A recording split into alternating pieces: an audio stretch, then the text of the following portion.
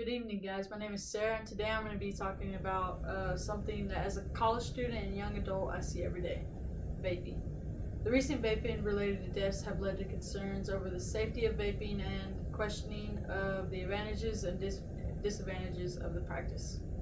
For me, as someone that grew up in a family of non-smokers, it is very interesting how I see more people smoking now than I did when I was younger. More of the people that I see smoking do it using e-cigarettes, so that is why I picked this subject.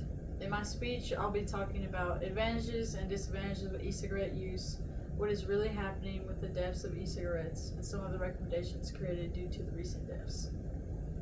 In order to understand more of what is going on, we should first talk a little bit about the pros and cons of e-cigarette use. According to the article E-Cigarettes Weighing the Pros and Cons, written by the Center of Addiction, some of the pros of e-cigarette use are they seem to be a safer alternative for long-term cigarette smokers.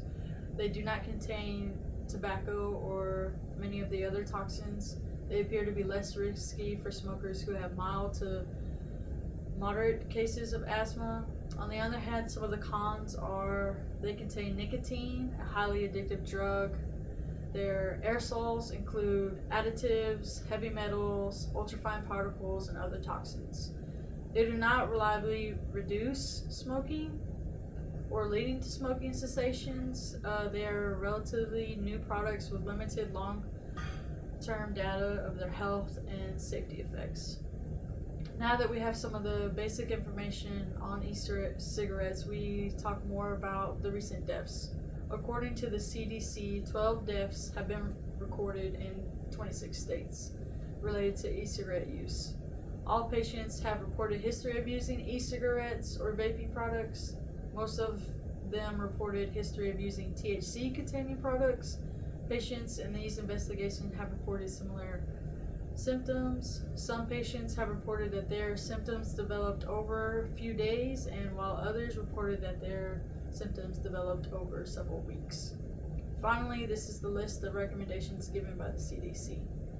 While this investigation is ongoing, CDC recommends that you consider refraining from e-cigarettes or vaping products, particularly those containing THC.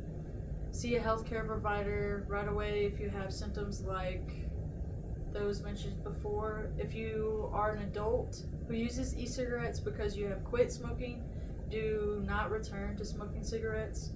Youth and young adults should not use e-cigarettes or vaping products. The best way to avoid potential harmful effects is to not use THC, including through e-cigarettes or vaping products. It is recommended not to buy these products off the street as well.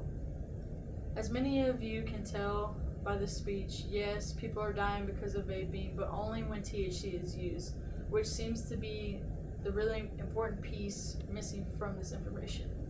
Today we discussed the pros and cons of e-cigarettes and what is really happening with these deaths and some recommendations to prevent further deaths.